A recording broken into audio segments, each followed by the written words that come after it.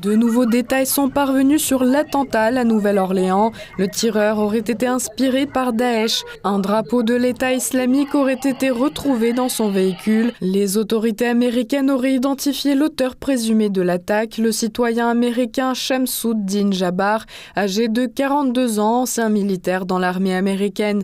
Le FBI indique que quelques heures avant l'attentat, le suspect avait posté des vidéos sur les réseaux sociaux pour faire part de son envie de tuer.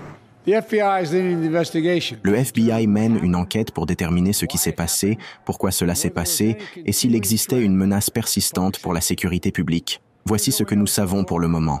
Le FBI m'a rapporté que le meurtrier était un citoyen américain né au Texas. Pendant de nombreuses années, il a été en service actif dans l'armée des États-Unis. Il a également servi dans la réserve de l'armée jusqu'à ces dernières années. Le FBI m'a également informé que quelques heures seulement avant l'attaque, il avait publié sur les réseaux sociaux des vidéos montrant qu'il s'inspirait de Daesh, exprimant son désir de tuer. Le drapeau de Daesh a été retrouvé dans le véhicule qu'il avait loué pour mener cette attaque. Le 31 décembre, un pick-up a foncé dans une foule qui fêtait le Nouvel An dans le quartier français de la Nouvelle-Orléans, en Louisiane, tuant 15 personnes et en blessant des dizaines d'autres. 2 officiers de police figurent également parmi les blessés. Le maire de la ville a qualifié ce qui s'était passé d'attaque terroriste. Selon le FBI, des armes et un engin explosif ont été retrouvés dans la voiture et sur les lieux. Le suspect a été abattu par la police lors des échanges de tirs. Lors d'une conférence de presse, le FBI a déclaré qu'il s'agissait d'un crime soigneusement planifié et a souligné que Jabbar avait agi seul, sans aucun complice.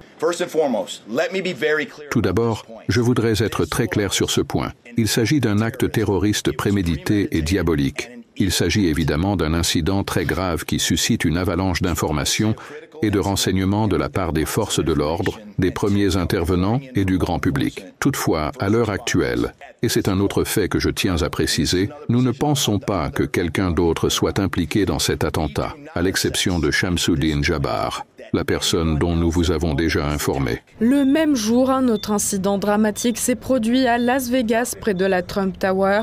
Un Tesla Cybertruck a explosé, causant la mort du conducteur, tandis que 7 autres personnes ont été blessées. Selon la FBI, la voiture était remplie de produits pyrotechniques et de bidons d'essence, bien que le fondateur de Tesla, Elon Musk, affirme qu'il s'agit d'une attaque terroriste. Le FBI n'a pas encore été aussi précis. L'enquête est toujours en cours.